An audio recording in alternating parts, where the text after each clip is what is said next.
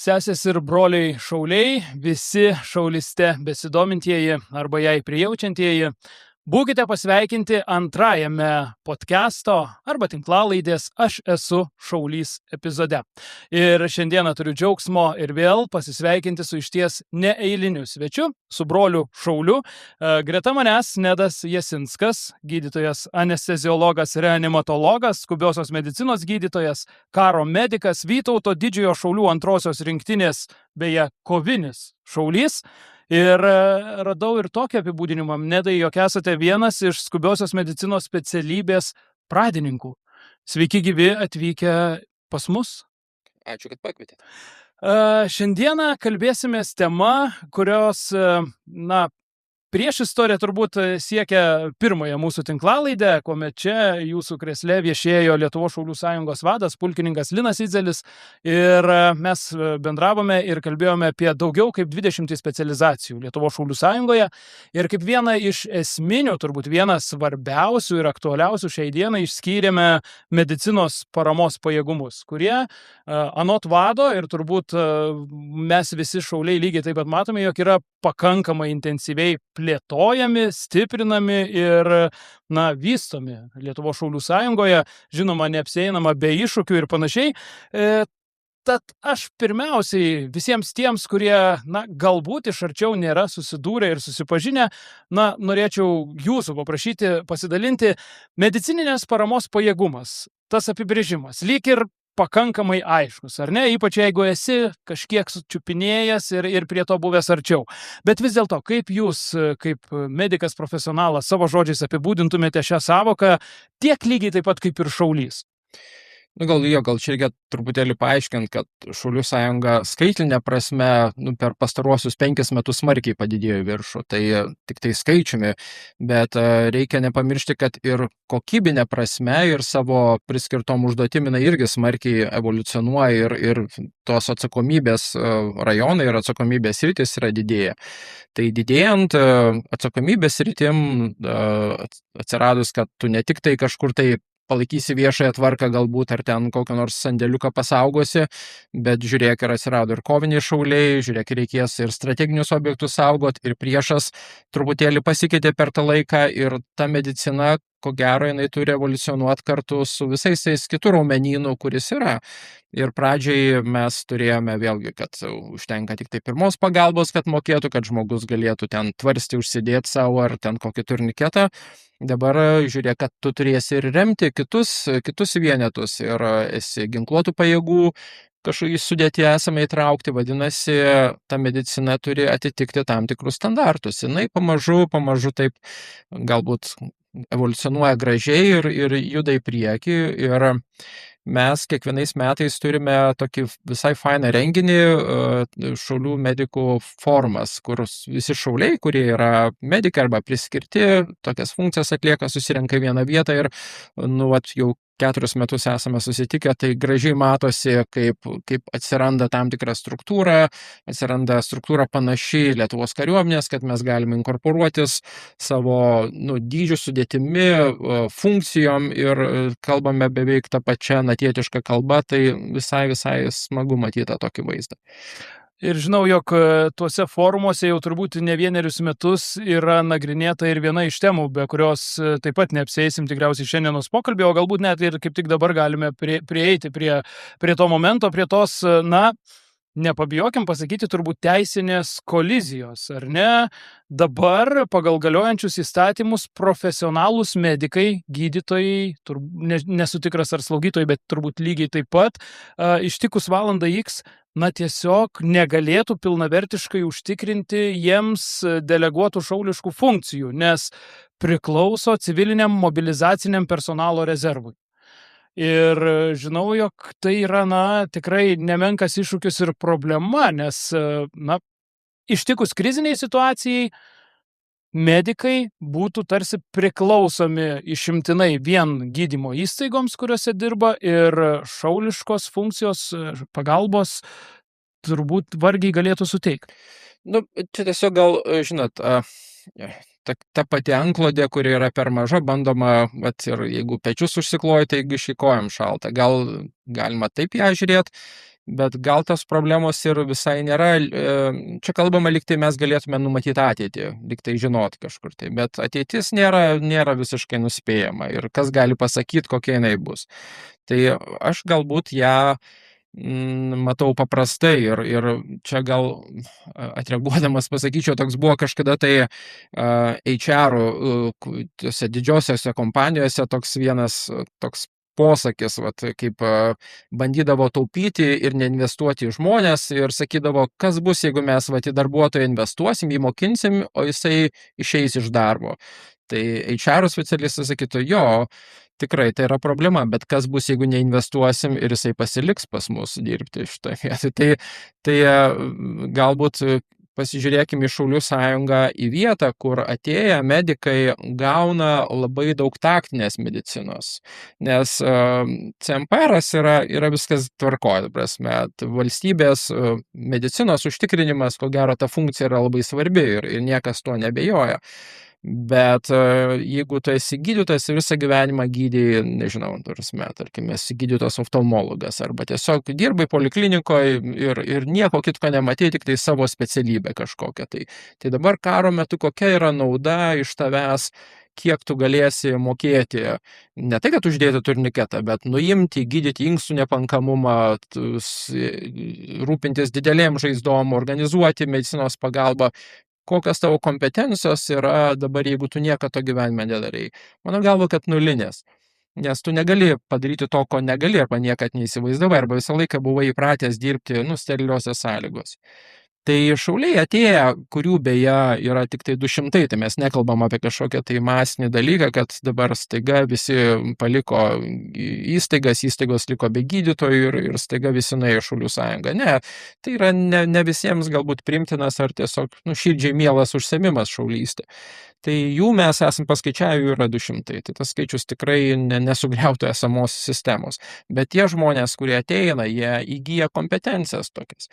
Ir dar vienas dalykas, kuris yra labai svarbus, kad vėlgi, žiūrėkime ir ko gero vadas minėjo, kokias funkcijas atlieka Šaulių sąjunga. Tai ko gero yra užnugario operacijos arba galų gale tai yra paramos, daug beveik visa dauguma, prasme, atlieka, išskyrus galbūt kovinius šaulius, kurie atlieka paramos operacijas ir paramos funkcijas tokias. Tai jeigu ligoninė veikia, jinai funkcionuoja, ne vienas, ko gero, chirurgas nesakytų, paliksiu ligoninę, paliksiu savo pacientus ir prisijungsiu prie šaulių. Ko gero ne, nes tu esi tikrai naudingesnis tenai. Bet jeigu neveikia tos ligonės, neliko šitoje vietoje, jinai liko subombarduota ar iš viso šitoje vietoje.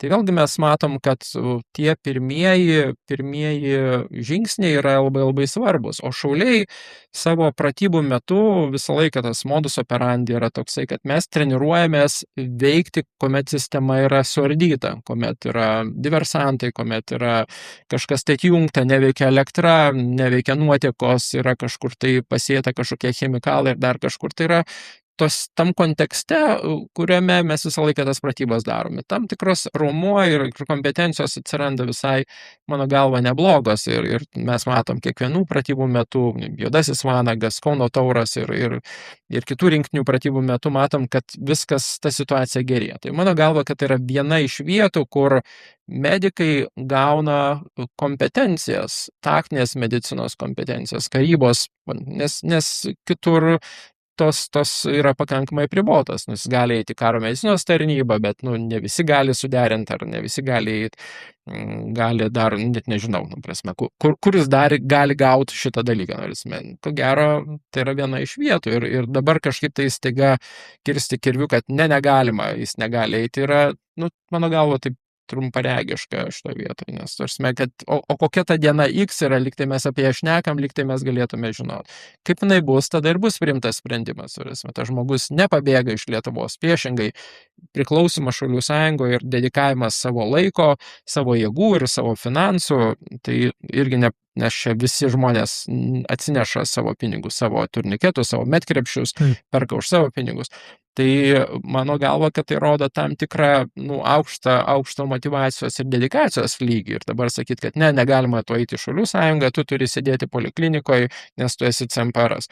Ta prasme, tai yra toks truputėlį, kodėl šitoje vietoje.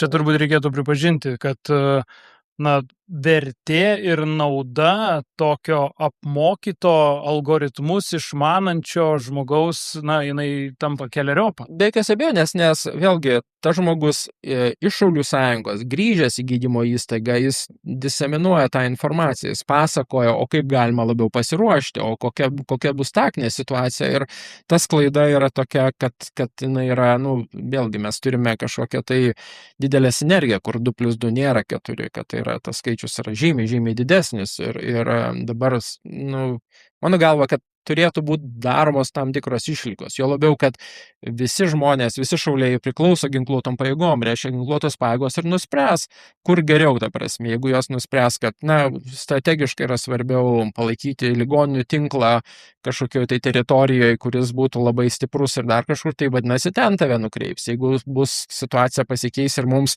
nežinau, galbūt kažkokių stabilizacinių punktų reikės, arba priešingai, galbūt paremti karo medicinos tarnybą ar dar kažkur, tai ten ir bus nuspręsta, bet tu gausi jau žmogų, kuris turės tam tikros karinės kompetencijos ir patirties. Tai yra visiškai skirtingas dalykas, lyginant, kad tu gausi tokį iš ką tik atėjusi, kur man reikia asistentų, man reikia sterilios aplinkos, man reikia elektros, šviesos ir aš kažkaip neįpratęs dirbti be to.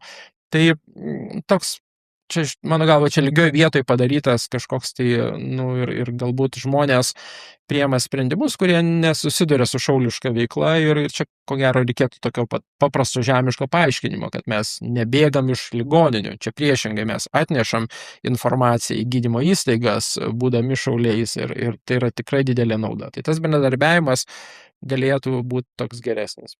Na, kita vertus, tekę girdėti ir tame pačiame žurnale Trimitas netaip seniai, prieš keletą mėnesių, viename iš numerių publikuotas straipsnis, kuriame užsiminta, jog yra rengiamos įstatymo pataisos, jos yra tobulinamos ir tikėtina, jog anksčiau ar vėliau tos prošvaistės gali ateiti, nes įstatymo pataisos pasieks mūsų įstatymų leidžiamąją valdžią ir galimai bus patobulinimai priimti. Turbūt jie bus, ar bet kuriuo atveju, žinot, negaliu koreguoti tai, kas nuo manęs nepriklauso šitoje vietoje, bet čia nebeužtvengs upės bėgimo.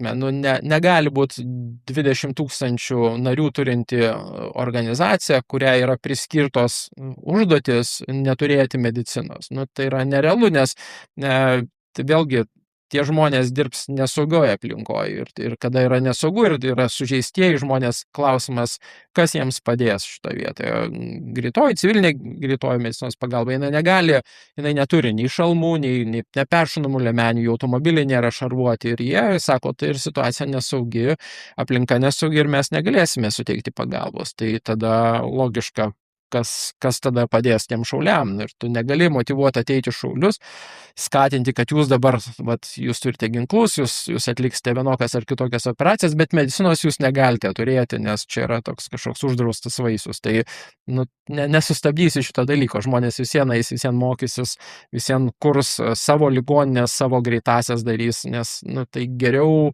įveiksminti šitą dalyką, geriau bendradarbiauti, nei bandyti čia tokių ant briaunos statyti tą klausimą. Nes taip paprastai žemiškai kalbant, ištikus kriziniai situacijai, tarkime, ginkluotos agresijos atveju, į pavojingas vietas įvykus vienokiai ar kitokiai nelaimiai dėl karinės agresijos, įprasta greitoji medicinos pagalba turbūt nebus ta, kuri pati pirmoji atvyks, ar ne? Aš tikrai taip, tavrasme, kad pati greitoji negaliu jos priversti, jeigu parašyta, kad situacija nesaugi. Kiek jinai vyks, nevyks, čia bus turbūt nuo individualių žmonių, bet galbūt irgi priklausys. Ir aš kovo 6 dieną 2022 metais buvau Kijeve jau, tai yra praėjo savaitę nuo šito karo epizodo gal pradžios.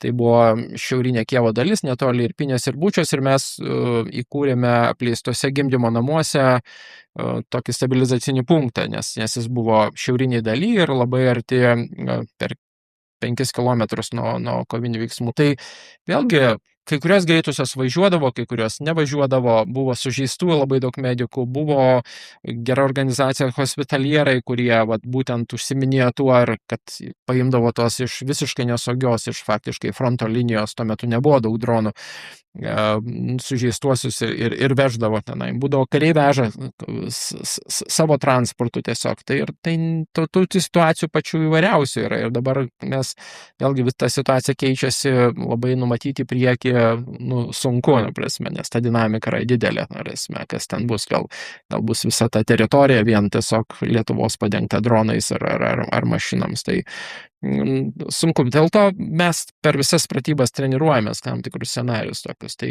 vėlgi sugrįžtu atgal, kad verta turėti mediką, kuris bus pražaidęs bent kelis scenarius galvoje, bus tikrai pamatęs, kad kas veikia, kas neveikia ir tą know-how gali atnešti į civilinį pasaulį ir tikrai yra naudos. Tai čia aš matau tik tai pliusų šaulystėje buvimo medikų. Grįžtant į praėjusį epizodą, kuriame bendravau su Lietuvos šaulių sąjungos vadu, iš pulkininko Lino Idzelio išgirdau dar vieną labai įdomią sąvoką, atėjusią anot jo berods iš amerikiečių specialiųjų pajėgų kitchen medicine.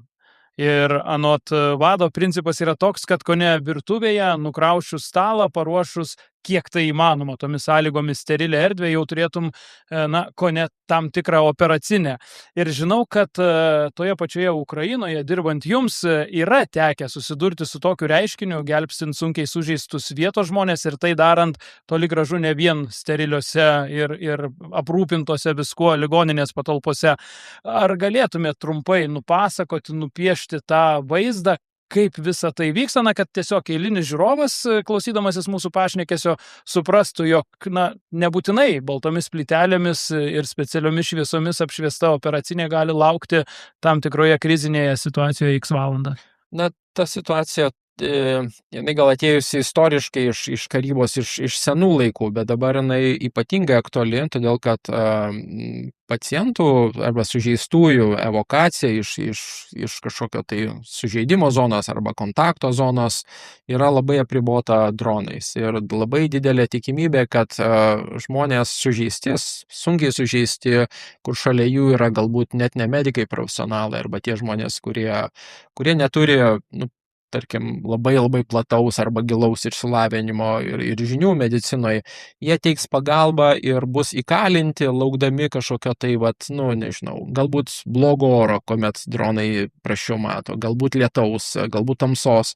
Ir tas laukimas gali trukti, net ir kelias paras šitoje vietoje. Tai vadinasi, ta pagalba, kurią mes teikiame ir kurią mes mokinamės teikti, jinai ne visada teikiama pačiose geriausiose sąlygose. Be abejo, yra medicinos rinkiniai, yra krepšiai, bet visų pratybų metu visą laiką yra tas, kad ką tu gali rasti švariausio. Tai turbūt vonė arba virtuvė, kur tekantis vanduo yra, kur šiek tiek šilumos yra ir tai yra tokie baziniai dalykai.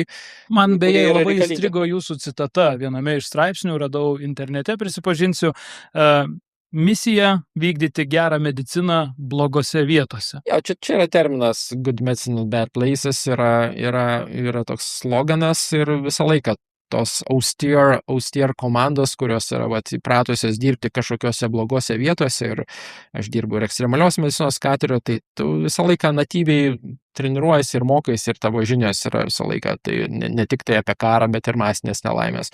Kaip visą tai padaryti, kaip suorganizuoti.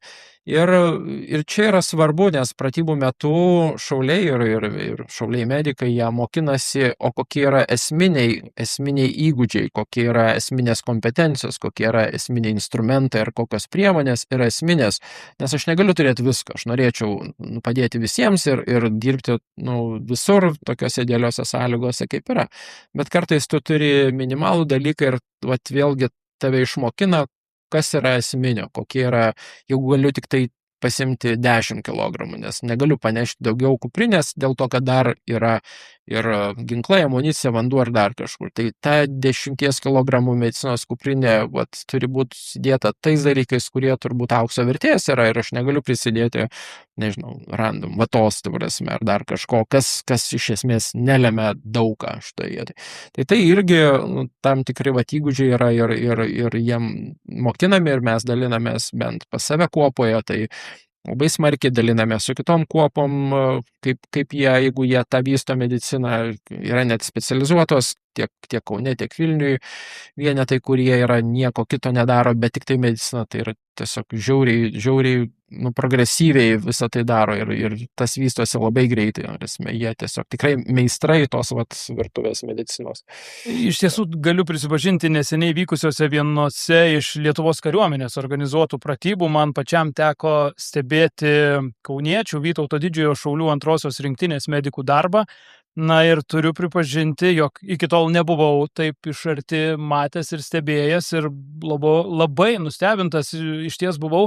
Ir žinau, jog net ir patys kariai neslėpė to tokio gero žodžio ir gero atgarsio apie šaulių turimą ekipuotę, įrangą ir galiausiai net ir gebėjimus, ko ne vidury miško įsirengti gana pilnavertišką operacinę. Ir tai buvo apleistas objektas, iš pažiūros netgi, sakyčiau, pakankamai toks neprižiūrėtas, buvusi raketų bazė ir netaip lengvai pastebima. Darbas vyko kiaurą parą. Ir, kaip jūs, būdamas skubiosios medicinos gydytojas, galėtumėte taip paprastai palyginti įprastą, šiuolaikišką, modernų ligoninės priimamąjį su karo lauko ligoninė? Koks tas yra kontrastas, ne tik apie erdves, kalbant apie aplinką, bet ir bendrąją prasme? Aš manau, kad pats pagrindinis dalykas, kad gydo ne daiktai ir gydo ne aplinka, o gydo žmonių rankos ir kompetencija ir suprasti, kaip organizmas miršta, kaip traumos, kaip kažkokios tos kinetinės jėgos paveikia organizmą ir kaip galėtume jam padėti, yra pats svarbiausias dalykas.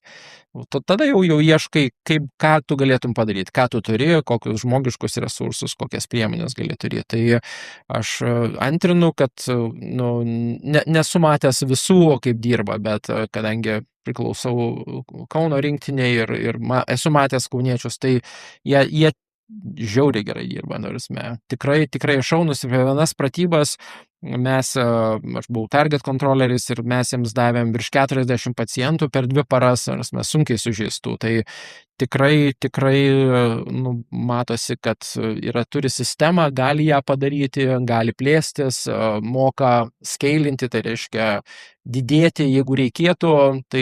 Tai neateina per vienus metus, per vieną kažkokį ciklą. Tai po kiekvienų pratybų vis vien tos išmoktos pamokos, tiksliau identifikuotos pamokos verčiamas išmoktom pamokom, žiūrima, kaip čia galima tas kompetencijas pakoreguoti.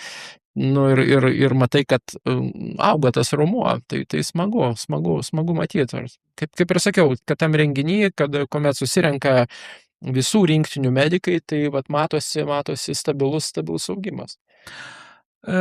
Lygiai taip pat bendraujant su Šaulių sąjungos vadu, jis išties pasidžiaugė, kad medicininės paramos pajėgumai auga, jie auga nacionaliniu mastu visoje Lietuvoje, bet kita vertus atkreipė dėmesį, jog skirtumai yra pakankamai ženklus ir jeigu vienur darbas vyksta ko ne operacinių režimų pratybų metu, ar ne, tai kitur pasidžiaugiama, jog mokomasi teisingai užsidėti turniketą, tamponavimo, veržiamojo tvarsčio uždėjimo ir kitų panašių įgūdžių.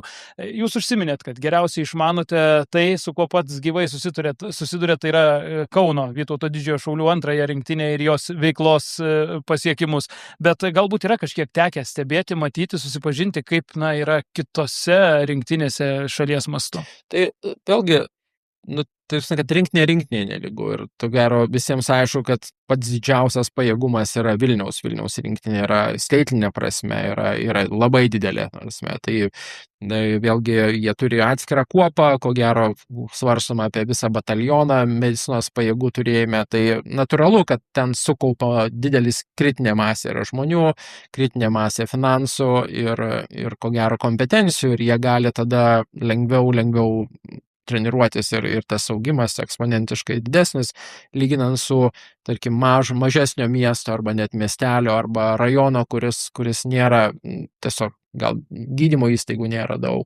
Ir ta visa Šaulių sąjungos, galbūt ta veikla nėra pati labai gausi. Tai natūralu, kad jie negali turėti atskiros kuopos, galbūt atskiro būrio ir ten pasitenkina tik tai skyriaus dydžio medikais ir tai natūralu, bet vėlgi mes matome progresą, kad tie žmonės, kurie galbūt neturėjo įrangos, dabar jau jie turi, dabar jau jie naudoja pratybų metu, nebijo pralošti, nes pratybų metu mes stengiamės visą laiką nelaimėti, nes noras laimėti daro mus silpnais, tai mes bandom pasižiūrėti, kurioje vietoje yra silpnos vietos. Tai aš matau progresą tolygų, tik tai kad natūralu, kad kai kurie negali progresuoti taip dėl paprastų dalykų. Ir kitas daiktas yra tai, kad medicina kainuoja.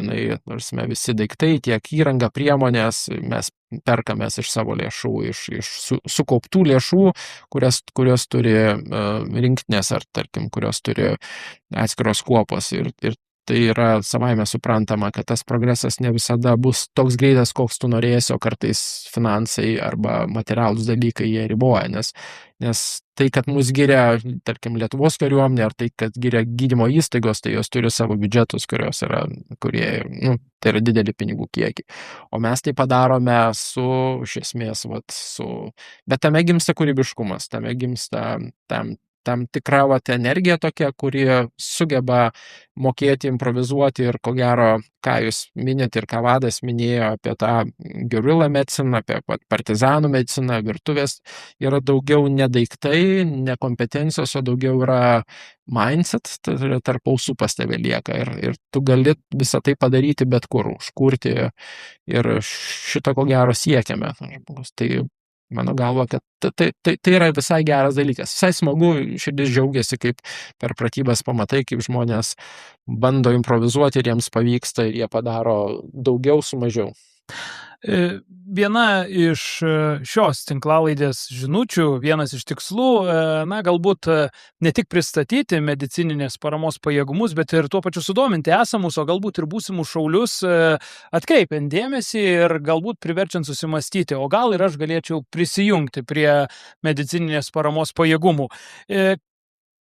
Jeigu esamas ar būsimas šaulys norėtų tai padaryti ir pasitarnauti būtent medicinos specializacijoje, ko reikia, kam turėtų būti nusiteikęs, pasirengęs, ar yra būtinas kažkoks pirminis, bent jau medicininis išsilavinimas, atitinkamos kompetencijos, ar viso to galima įgyti, išmokti ir pasiruošti?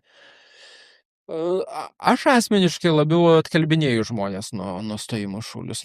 Turime, kad man atrodo, kad pirmą reikia žmogų atkalbinėti, nes tu turi, kaip mano mokytas sakė, gitara turi grot, kada jau negali negrot. Tai aš labiau atkalbinėju, nes pats svarbiausias dalykas yra, aš tikiu tokia visuotinė gynybos tokia filosofija, nors kad visi mes turime žiūrėti, tame tarpe, nežinau, podcasteris, operatorius, aš, bet kas, duonos kepėjas, kiekvienas žmogus turi galvoti, kaip jisai galėtų prisidėti šitoj vienos metai. Ir jeigu tu taip mastai, tu rasi vietą, kur tu galėtum prisidėti. Galbūt tobulai kepdamas duoną ir mokėdamas ją iškepti kažkokiose ribotų resursų sąlygose bus geriausias tavo indėlis šitą vietą. Ir nebūtina galbūt visiems eiti į Šaulių sąjungą. Čia yra tai, kad jeigu tu matai, jeigu tau reikia turėti kažkokį brotherhoodą, jeigu tu matai, kad smagus dirbti su motyvuotais žmonėm, kurie atėję visiškai iš skirtingų sferų ir jie norėtų kažką tai padaryti daugiau su mažiau, tai ir jie mato tą, kad tai yra labai negalima nuvertinti kiekvieno žmogaus indėlio. Čia man atrodo, kad labai labai svarbu. Ir negalvot, kad institucija mus apgins kažkas, tai ne, čia mano rankos, šitas padės. Tai jeigu žmogus šitą turi, tai visada sakai, tvarkoji. Jeigu tu nesi kažkur tai prisijungęs, logiška, kad tau atėjęs į Šaulių sąjungą, tu rasi labai daug bendraminčių ir tau bus fun. Čia toksai super rezonanso pagavimas ir tas dažnis toksai, ta prasme, ant bangos tave išneša.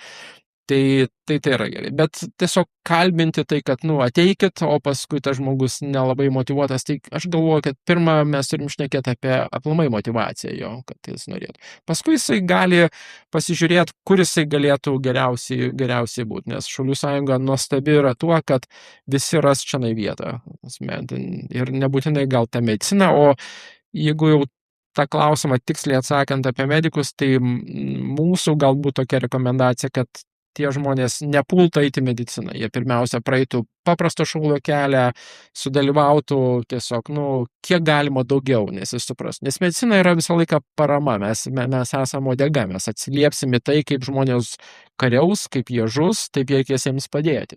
Tai nesuprasdamas karybos, nesuprasdamas principų, taktinės medicinos, tu būsi tik tai toks, popierinis, kažkoks daugiau pasyvus tavo reakcija, bus neproaktyvi, tu negalėsi numatyti į priekį, bet kaip tu supranti taktinę pusę, kaip tu esi, aš čia tarnavau tokioj kuopų, tiek metų, tiek pratybų pravaikščiau ir tiek sudalyvavau, tiek žinau, automatiškai tu būsi geresnis medikas, nes pas tave atsiras toksai, tu iš karto numatysi problemas į priekį. Visų kitur, jeigu tiesi mediciną teisi, tai yra gerai, šaunu, mes visi laukiam, bet jeigu žmogus manęs paklaustų, kaip galima sudėlioti, aš skatinčiau pirmiausia nepult. Sudėti bazinius pagrindus. Iš tavęs nieks netims tų dalykų, ką ir tu taip gerai darai, bet tai galbūt yra proga išmokti kažko tai naujo, kur tu arba neišmokai, arba niekada neturėjai galimybės.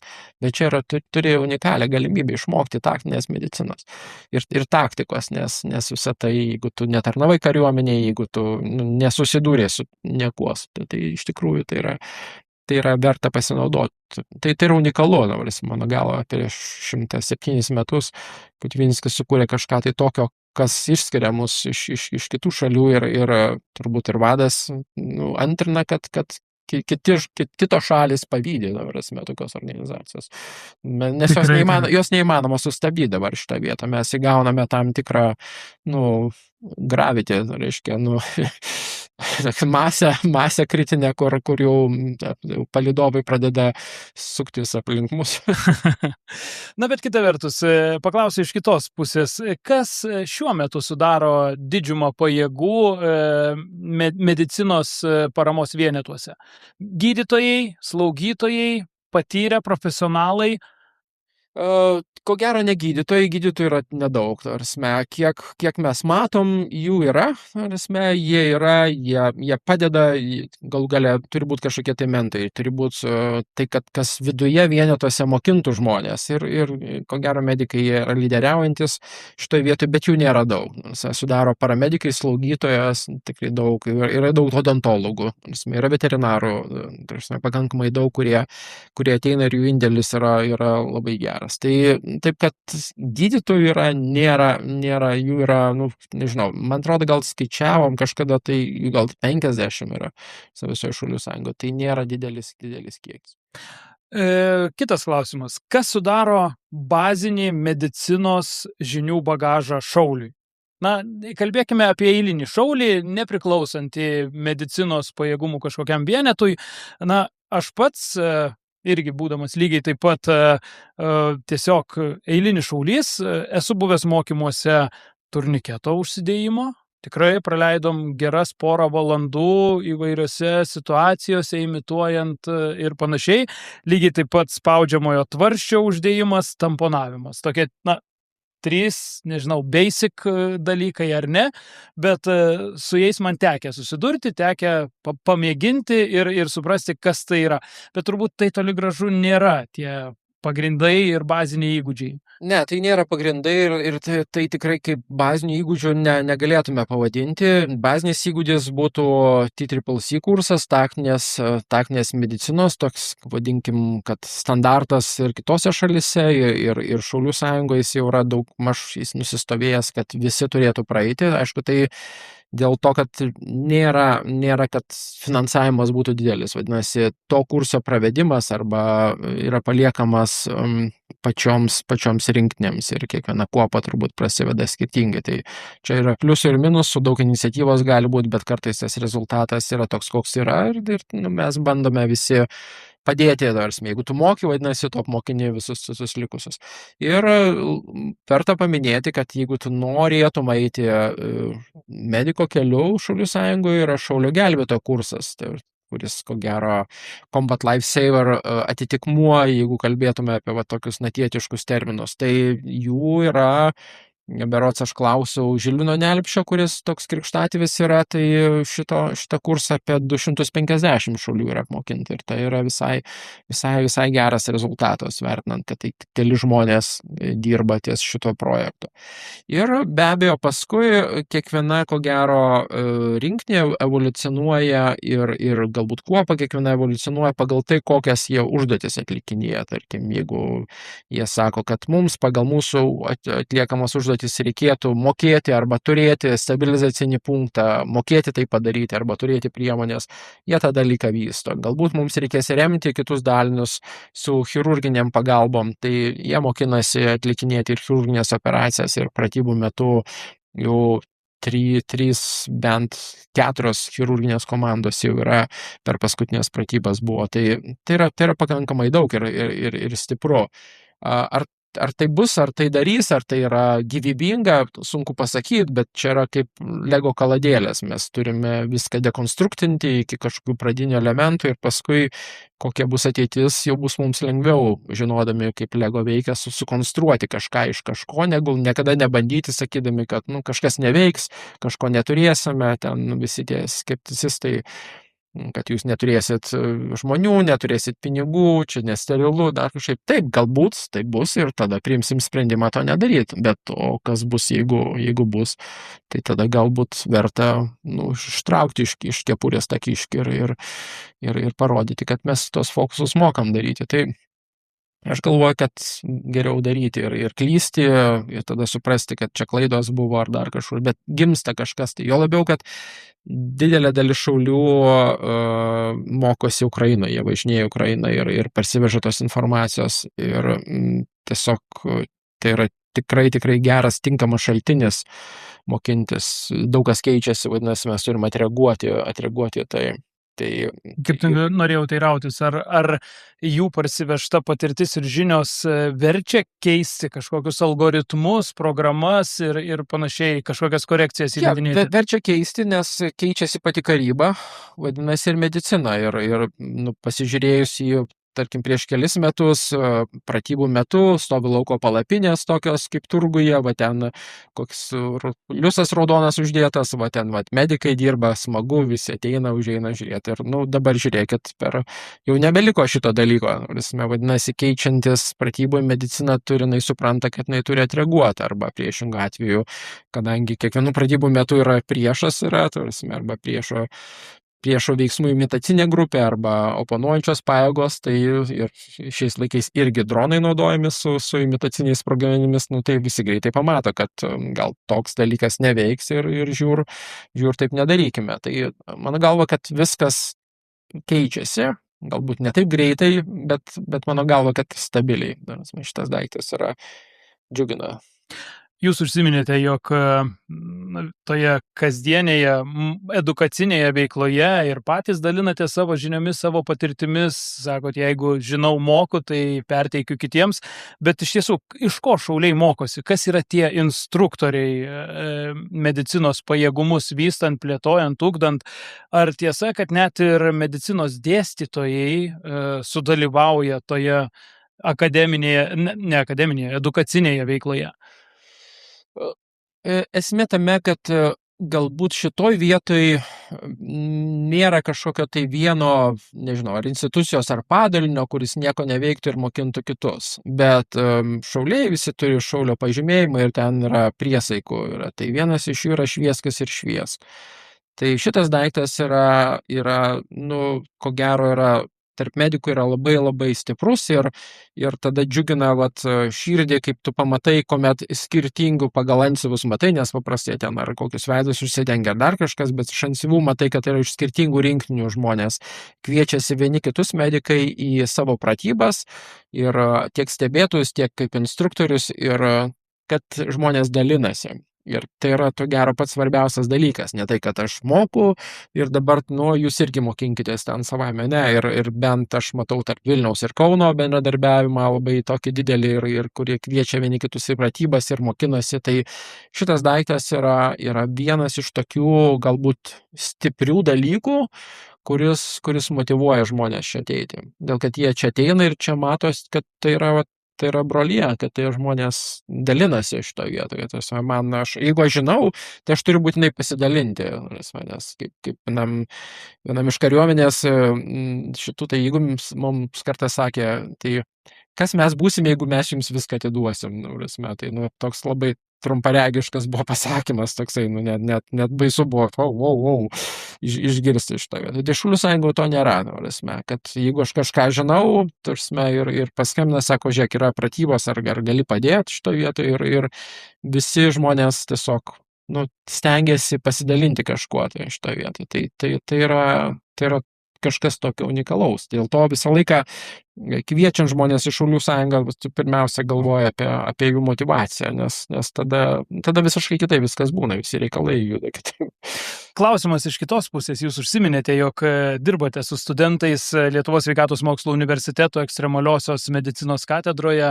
Ar tenka ištaikyti progų savo disciplinoje, pasidalinti kažkokią taktinės medicinos informaciją, patirtimi, žiniomis, kurias galbūt parsinešate iš šauliškų veiklų? Ekstremali medicina, jinai susijusi su karu, bet kuriuo atveju mes turime kažkokį tai padarytą nuostolį ir reikia ribotų resursų sąlygom kažką tai padaryti. Tai taip, turime visą laiką tai daliniesi. Kartais tai reikia daryti atsargiai, nes Šaulių sąjunga, man atrodo, savaime suprantama, kas mus vienija ir dėl ko mes čia susirinkom. Žmonės atėję į universitetą studijuoti mediciną gali turėti pačių įvairiausių požiūrių ir tiesiog dažniausiai tai paliekama pasirinkamajam ciklui, paliekama tiem žmonėms, kurie tą nori, bet nėra tokios disciplinos, kad tai, ką turime šauliuose, duodame studentam, tas nėra sušerta automatiškai. Suprantu. Grįžtant prie šauliškų medicininės paramos pajėgumų, kaip pavyksta derinti teoriją su praktika? Esu girdėjęs, kad pažengę šauliai paramedikai, tikrai atranda galimybių pasipraktikuoti ne vien su plastikiniais manekenais. Ar tai tiesa? Yra skirtingų būdų, kaip galima mokytis. Yra manekenai, kurie visai neblogai imituoja žaizdas. Yra sužeistieji, kurie turi scenarijų ir kurie elgiasi pagal tam tikrą sužeidimą ir progresuoja jų sveikatos būklė arba kažkokia tai negalia. Yra gyvūnai arba gyvūnų organai kažkokie, kuriuos galima. Tai derinant tuos skirtingus elementus galima pasiekti visai gerų tikslų. Bet pats svarbiausias dalykas su šaulių medikais dirbant, kad didelis dėmesys skiriamas yra mediciniam planavimui. Tai reiškia, tu turi pratybą suplanuoti, tu turi iškelti, koks yra tikslas, o ką mes norėtume pasiekti po to ir po pratybų turėtume išmeruoti, o kaip pavyko ar nepavyko pasiekti. Tai vėlgi, kada iškeliam tikslus, tada žiūrim, kokias priemonės panaudoti. Tai taip, tos visos priemonės yra naudojamos ir džiugu, kad daug dalykų galima padaryti. Smagu, kad ligoninės įsitraukia ir aš gal paminėčiau Alytaus rinktinę, yra super, kiek matau pratybų, tai vėlgi ligoninės kartu su šauliais. Jeigu ligoninė būtų bėda, kaip šauliai galėtų įsikorporuoti į ligoninę, kaip galėtų padėti. Jeigu būtų kažkas tiem žmonėms, tai nebūtų kažkoks tai netikėtumas ar dar kažkur. Kaune antra ligoninė, vėlgi Kauno miesto ligoninė, Šilainiuose esanti, visą laiką pratybose dalyvavo, tikrai Jonavos ligoninė, visą laiką pratybose dalyvavo. Per Geležinio vilko pratybos, tarp kitko buvau liudininkas. Visą laiką yra smagu, nes tu matai, jiems tai nėra naujiena ir šauliams nėra naujiena. Ir jeigu būtų kažkoks scenarius, automatiškai tie ateina žmonės ir tu matai jau matytą veidą ir tas žmogus sako, aš žinau, kaip funkcionuoja, kokiais principais juda pacientų srautai, kaip galima čia padėti šitoje vietoje. Tai tokie būtent inkliuzai pratybos, kuomet yra ne tik tai šauliai kažkur vieni, kažkur atskirti, bet jie kartu su kažkuo tai daro, tai tikrai praturtina mano galvą tą ligoninę ir nesukuria efekto, kad čia kuriama kažkokia tai alternatyvi medicina, o čia tiesiog yra parama tam, kas tuo metu neveiktų, kad mes galėtume padėti geriausiai pacientams. Iš ties, norėtųsi šiuo pašnekėsiu šio pokalbiu nesusidūrusiam žiūrovui nupasakoti ir nupiešti kiek įmanoma suprantamesnį paveikslą. Na, kad kiekvienas žiūrovas susidarytų kuo tikslesnį įspūdį ir tą įsivaizdavimą turėtų, kas tai yra medicininė pagalba išmušus valandai X. Turbūt reikia suprasti, kad kriziniai situacijoje į karo lauko ligoninę pirmiausiai tikrai nekeliautų tiesiog su negalavę, karščiavimu ar kažkokio atsitiktiniu skausmu ar bėrimais besiskundžiantis pacientai, bet turbūt didesnius ar mažesnius sužalojimus, traumas patyrę žmonės, kur personalo tikslas pirmiausiai gelbėti, apsaugoti gyvybę. Na, žinot, labai sunku nuspėti ateitį. Čia koks Liudmilos salonas būrė iš rutulio, dabar gali pasakyti.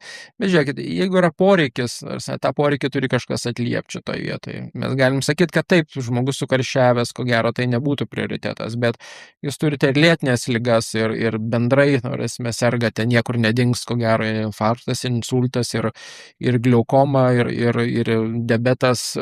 Tie žmonės visiems ieškos pagalbos. Ir aš prisimenu, kad mes vėlgi įsikūrėm kažkokioj tai šiauriniai Ukrainos daly, ir lyg tai teikiam pagalbą sužeistiesiam kariam, bet iš aplinkinių namų ateina žmonės ir jie sako, kad pasibaigė mano priešgliaukominė vaistai, ar turit insulino, nes nėra elektros ir šaldytuvas neveikia ir aš negaliu laikyti, ir atvedė vaikus kelis, ir nešia moteris atėjo, kad jie eina, tiesiog tai natūralu, žmonės turi poreikį ir į tą poreikį turi kažkas atliepti, o kas tai padarys, tai šaunu, jeigu funkcionuos gydymo įstaigos, tai vadinasi, šaulių nereikia, viskas gerai, ta prasme, mes tada galim daryti kitus dalykus, bet jeigu neveiks, tai būtų smagu, kad mokėtų kažkas tai sukurti bent kažkokią minimalią saugią aplinką, minimaliai suteikti tas žaizdas, kurios bent stabilizuotų, kad nepablogėtų to paciento.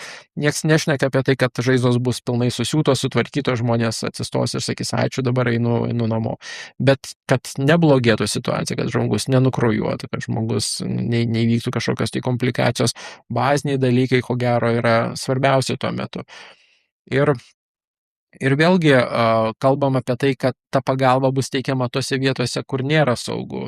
Ko gero, kur yra saugu, kur viskas veikia, nuostabu, tai ten, ko gero, gydymo įstaigos turėtų funkcionuoti ir nėra prasmės daryti pratybų metu kažkokį pakaitalą tam, kas puikiausiai veikia. Bet jeigu neveikia, jeigu yra viskas sugriauta, jeigu yra išdužę langai ir nėra elektros šitoje vietoje ir nėra personalo, tai gal yra verta turėti kažkokius tai žmonės, kurie sako, taip, aš mokiausi, tai buvo ne vienerius metus, kaip aš treniravausi tokius dalykus padaryti ir galiu suteikti bent bazinę pagalbą, galiu išbūti nesaugioj vietoj saugus ir suteikti saugumą kitam, čia ko gero yra labai svarbu. O kalbant apie patirtį parsivežtą iš Ukrainos, ką tikriausiai ir pačiam tekia išgyventi ir tikiu, jog ir kitiems ten atsidūrusiems, kaip žinia, gydymo įstaigos tikrai nėra pati saugiausia vieta ir dažnu atveju, žinant mūsų bendro priešo agresijos ir veiksmų ypatumus, neretai ir tampa tuo taikiniu, ar ne? Dėl ko tenka tiesiog trauktis. Ukrainoje, vėlgi, tą statistiką pamečiau, bet pradžioje per pirmuosius 2 metus buvo virš 600 gydymo įstaigų tendencingai sugriauti ir ko gero visi supranta, kad čia yra taikinys numeris 1, turėtų pasikeisti kažkur tai, nes sugriauta gydymo įstaiga labai smarkiai sumažina norą priešintis, tai sukelia neramumus, žmonės yra nepatenkinti ir automatiškai palaužti valią yra žymiai lengviau, kuomet gydymo įstaigos. Tai aš tikiu, kad turbūt yra kažkoks planas, kaip jas išsaugoti tokias, tai mes čia kaip šauliai, tik tai sakom, kad viskas gerai, jeigu gydymo įstaigos funkcionuos. Šaunu, ateisim, padėsim. Bet jeigu nefunkcionuos, tai mes žinome, kaip padaryti alternatyvas. Tuo metu, kol bus sukurta kažkas. Nes Ukrainos vėlgi ta medicina dabar ir Ukrainos medicina prieš 4 metus yra visiškai kitokia. Dabar mes važiuojame mokintis pas juos. Pradžiai buvo pakankamai didelis chaosas, ne viskas užsikūrė iš karto ir būtent tokios organizacijos, kurios pačios važiuodavo ir parveždavo kaip hospitalierai, tokios organizacijos, kurios kurdavo stabilizacinius punktus, ir tuo metu gelbėjo tą situaciją. Paskui, kaip jau sistema užsikūrė, atsirado mechanizmai kažkokie suvaldymai, viskas gerai, nereikia dubliuoti to, kas puikiai veikia. Bet jeigu neveikia, aš norėčiau, kad mano broliai arba galų gale mano aplinkiniai žmonės, mano burbulė, jie jaustųsi saugiai, aš noriu prisidėti prie šito dalyko. Na ir turbūt reikia suprast, kad tas gebėjimai ir žinios tos taktinės medicinos šiuo atveju gali ypatingai praversti, kada mes kalbam apie tą nežinomybę ir absoliučiai reliatyvę situaciją. Ir pasiruošimas iš ankstinis beje. Nes užsiminėt, kad prireikė ne 1 metų Ukrainai, ar ne, įsivažiuoti ir susidėlioti tam tikrus protokolus, turbūt veiksmų, komunikacijos ir panašiai. Tai ruoštis tam reikia iš anksto. Žmonės pasiruošę, jie nusiramina. Jie suvokia, kad yra dalykų, kam aš esu pasiruošęs, yra dalykų, kur nelabai žinau kažką, žinau, kad kažkuriam dalykam nesu pasiruošęs, bet atsiranda tam tikra ramybė tokia. Bet kaip tu nesi pasiruošęs, tai visą laiką ta mintis sukasi, o kas jeigu būtų, tai kur čia. Ir tada pas tave, toks smegenis truputėlį tokios, o tu turi būti atsipalaidavęs, tu turi būti suvokti, priimti kai kurios dalykus, ką tu gali pakeisti šitoj, tai yra tavo rankose ir smegenyse yra jėga tam tikra. Kai kurių dalykų negali pakeisti, vadinasi, bus atskiras kažkoks planas šitoj vietoj. Tai tie žmonės, kurie pasirenka šitą kelią, jie nusiramina paskui. Iš tiesų, gana plačiai nušvietėte medicininės paramos pajėgumus ir subtilybes, kaip visa tai auga, tobulėja ir plėtojasi Lietuvos Šaulių Sąjungoje. Tačiau dar viena iš nemažiau svarbių temų ir dar vienas iš prioritetų mūsų tinklalaidėje yra, kiekvieno šaulio, pavadinkime, toks šauliškas asmeninis portretas. Ir aš lygiai taip pat keletą klausimų neišvengiamai noriu užduoti. Taigi pirmiausiai apie jūsų paties asmeninės šauliškas patirtis. Kada prisijungėte prie Lietuvos Šaulių Sąjungos ir kas jūs paskatino ryžtis šiam žingsniui? Aš prisijungiau 22 metais prie Šaulių Sąjungos, nesu senas kažkoks labai vilkas, prieš tai buvau profesinės karo tarnybos karys, juo buvau nuo 17 metų. Tai net nežinau, galbūt, žinot, viskas prasidėjo nuo to, kad matai, kad gali padėti, matai, kad tai yra tas sritis, kur ir negali praeiti pro šalį. Tai toks, tai gal toks vidinis dalykas ir natūralu, kad, prasme, ir susibūrė žmonės kažkokie, tai čia turbūt tie fluidai tokie mūsų traukia ir tas bangas. Tai, čia yra svarbu, prasme, toksai. Tai galbūt šitas dalykas, šeimoje giminėje yra šauliai, prasme, mano sūnus vyriausias yra šaulys, yra jaunesnis sūnus, ką tik pabaigė vėlgi savanorišką tarnybą po 12 klasių ir nusprendė PKT likti. Brolis yra mano šaulys. Tai yra toks labai smagi bendrija. Brolystė. Tai yra tikrai yra.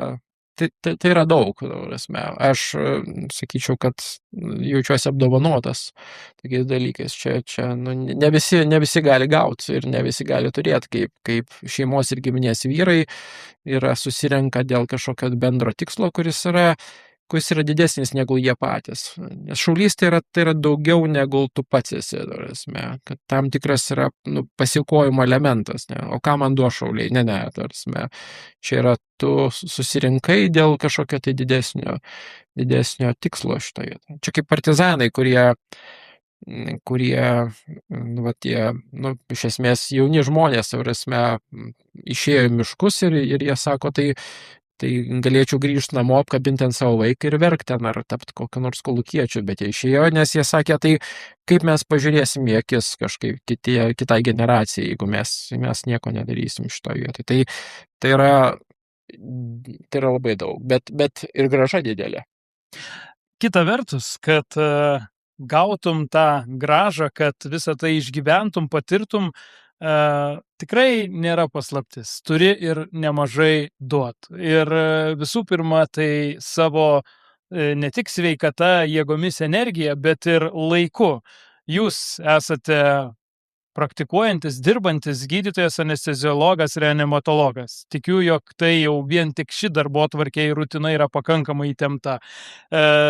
Taip pat dirbate su studentais, apie ką užsiminėme Lietuvos sveikatos mokslų universiteto ekstremaliosios medicinos katedroje. Lygiai taip pat šeimos vyras, tėvas. Kaip greta šitos tikrai intensyvios rutinos kasdienės atrandate laiko šauliškoms veikloms? Nes nepaslaptis, apie ką užsiminiau ir pačioje įžangoje, priklausote kovinių šaulių kuopai, o tai, kaip žinia, pareikalauja tikrai dar daugiau laiko, kuris skiriamas pratyboms, mokymams, patirčių kaupimui ir panašiai. Nu, kad, žinot, kitų hobių turi nelikti. Čia kaip ir mūsų pulkininkas sakė, nu, liko vienas tik tai dalykas, tai mokaisi traumas gydyti ir mokaisi traumas priešui sukelti. Tai, du labai šalia esantis hobiai. Tai nėra kitų hobių. Bet kita vertus, čia daug gauni, kad daug mokaisi, yra smagu. Tai, žinot, kaip veža kažkas, tai tada tu to laiko ir neskaičiuoji. Jeigu šiaip būtum toks, popierinis šaulys, tai nusakytum čia, skaitytum tos, kaip mes vadinam, tos šiknavalandžius ir žiūrėtum čia, priklauso, nepriklauso, nes kartais žmonės eina ir, o kiek man reikės dalyvauti šitoje vietoje. Tai jeigu tau patinka, tai smagu dalyvauti, jeigu tave veža, jeigu tu matai prasmę tame, jeigu šalia tavęs bendraminčiai ir motyvuojantys žmonės, o bent pas mane kuopų yra, žiauriai degančiom akim žmonės ir jie užsidegę, tai šalia tu pasikrauni tiesiog, tau atrodo, kad gali kalnus nuversti. Tai tada tas laikas, jisai skaičiuojasi. Aišku, yra nuovargis, aišku, pavargsti, nes mes skiriam bent 2 dienas per savaitę ir plus kartais ir savaitgaliai iškrenta ir ilgesnė. Tai yra sunku, bet žinot, kartais nusipurtai tą nuovargį, jau kartais, sakiau, viskas, daugiau neužtenka, čia aš jau per senas kažkam, tai kodėl aš čia turėčiau tai daryti, bet ateina, vėlgi, pailsi ir vėl pamatai ir vėl užsivedė kažkaip.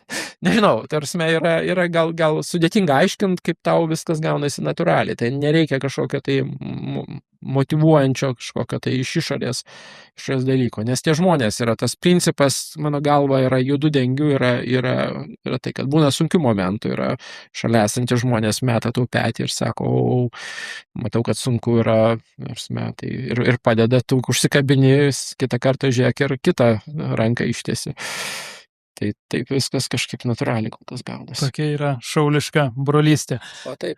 Tai su ta motyvacinė pokalbio pabaiga aš noriu padėkoti, Nedai, kad atkeliavote šiandieną, prisėdote prie mikrofono ir pasidalinote savo tikrai turtingą patirtimi. Nesu tikras, galbūt progų bus ir ateityje ir teks dalintis naujovėmis, kažkokiamis inovacijomis ir kitais pasiekimais bei pažanga, ką pavyks nuveikti, pasiekti, pamatyti ir patirti būnant šauliu. O kol kas tariu tikrai nuoširdžiai ačiū. Buvo įdomu ir tikiuosi, jog lygiai taip pat ir mūsų tinklalaidės žiūrovams buvo naujų, neatrastų, nepažintų dalykų, apie kuriuos galbūt sužinojote šiandieną. Turėdami klausimų, norėdami padiskutuoti, pasiginčyti ar pasidalinti savo įžvalgomis bei mintimis, būtinai rašykite visą tai komentaruose, įdėmiai perskaitysime ir atsižvelgsime ir lygiai taip pat tradiciškai kviečiu prenumeruokite, sekite ir tapkite mūsų auditorijos dalimi. Aš dėkoju pašnekovui, dėkoju visiems žiūrėjusiems šią valandą buvusiems drauge su podcastu Aš esu šaulys. Ačiū ir iki kitų susitikimų. Ačiū Tomai, tėvynės labui. Tėvynės labui.